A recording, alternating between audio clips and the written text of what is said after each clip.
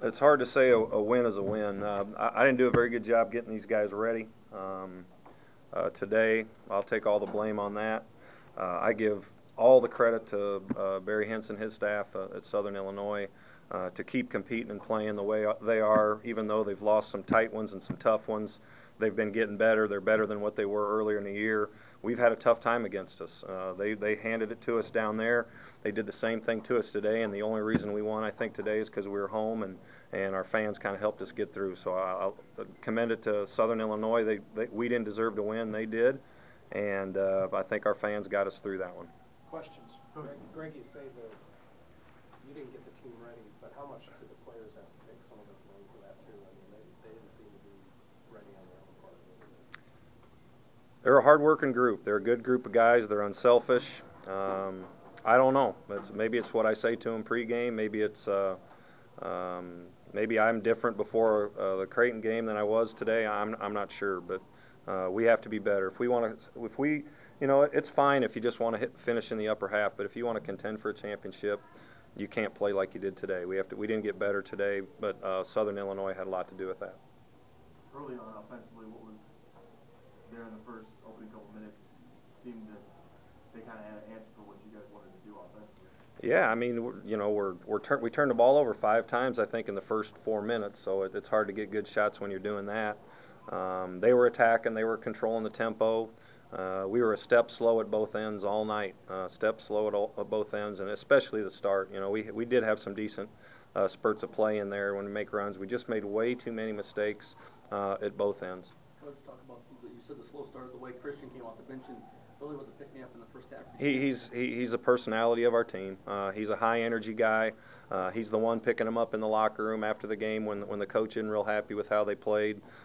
He's a great kid, and that's what he gives to you. He really does. And he got 5 offensive rebounds tonight. If he can keep doing that for us, that'll really help us. But all of them had hand in making some mistakes and doing some things, and probably practices needed to be a little bit better coming into this one.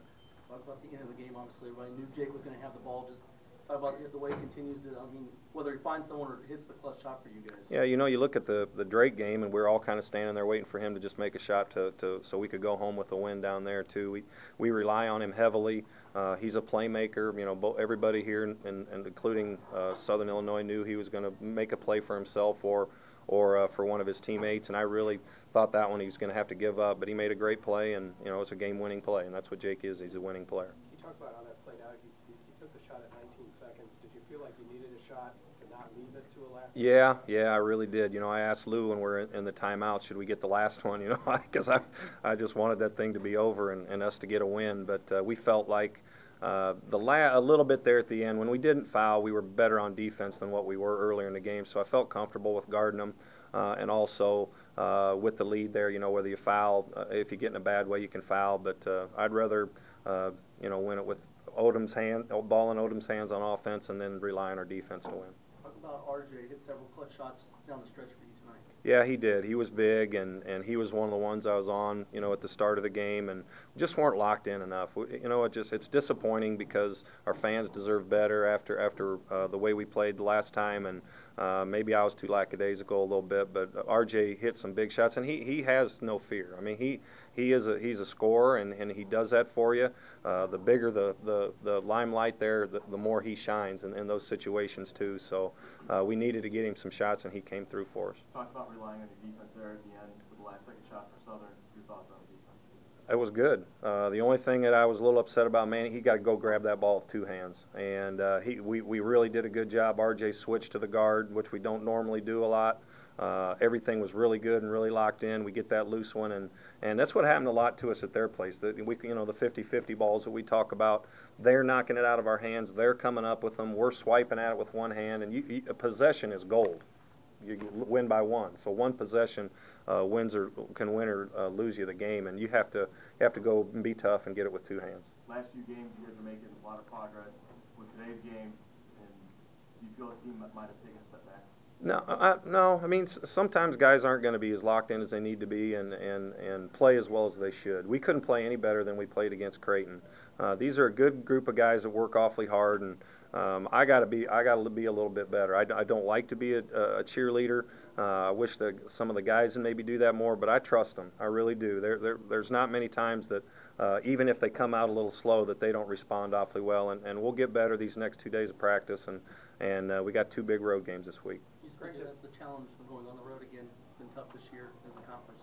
Yeah. With 2 road games ahead for you guys. Yeah, and then we get 2 tough opponents. Boy, I really all the coaches in this league, but these 2 guys, what Paul and what Gino have done with their 2 teams this year, just winning games and the way they're prepping their team and the way that they're playing to give them a chance to win, you got to give them a lot of credit. They'll be dogfights. They really will. We expect nothing more, just like the one we had tonight. So we have to have 2 good days of practice to get ready to go Tuesday. Does Southern's lack of size, is that what kind of creates the matchup problem? Because somebody like a Pendleton seemed to be hard to guard. He was able to get a step on guys like Gandam and RJ to get to the basket. Is that what makes them tough for this team? It is, and you know, you can either play bigger or sub to counteract what they're doing when they're playing smaller, and that's probably one thing I do too much against them. I go smaller to counter what they're doing instead of maybe staying a little bigger. So that's something we'll have to think about if we happen to play them again in the tournament. But they're just tough. Those guys stick their nose in there. You know, Pendleton is a football player. We recruited him, and he hurt us in both of these games. He's a good player, and Desmar Jackson is as talented as anybody in the league. We just had a tough time.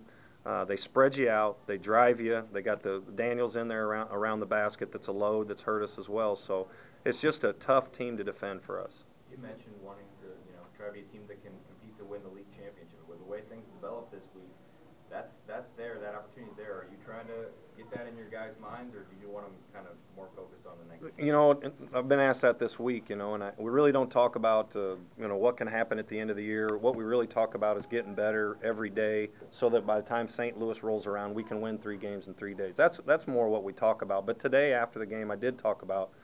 If you want to, you got to get better every day in practice, and you can't come out and perform like you did today if you want to contend for a championship. If not, we'll go try to finish in the upper half and go down to St. Louis and try and win. But if you want to have the guts to compete for something in this league, you got to keep continuing to improve. After a start like that, what's the mindset, and what are you telling the guys?